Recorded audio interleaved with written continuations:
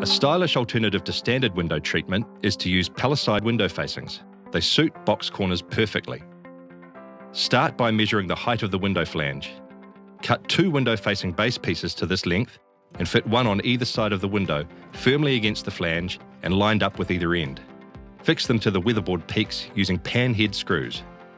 Next, measure across the head flashing and to the outer edge of the upstand on the bases, and cut another section of the base to this length.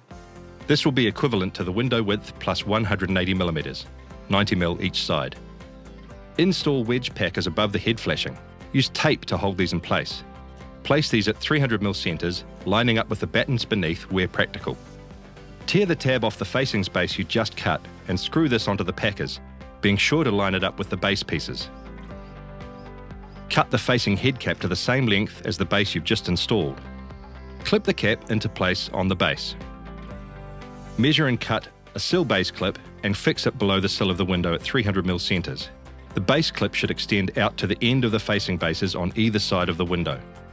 Cut the planted sill so that it measures the width of the window joinery plus 280mm. That means it extends past the end of the window flange on each side by 140mm. Cut the planted sill and clip it into place firmly, ensuring it is installed symmetrically. For the side caps, measure the gap between the cap at the head and the planted sill. You'll also need to measure the position of the head flashing and make a handed notch cut to the top of each side cap. Carefully cut the notch in the top of each of the side caps.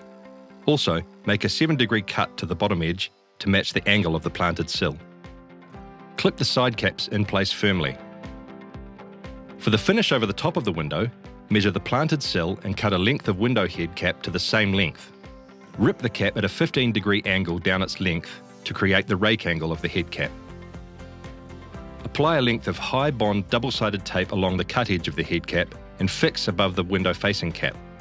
It's a good idea to remove only a small part of the tape release liner and adhere the head cap to the weatherboard a small section at a time while continuing to peel away the liner.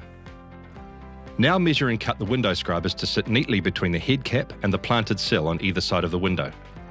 The scribers will need to be cut at each end on a 7-degree angle to match the angle of the sill and head neatly.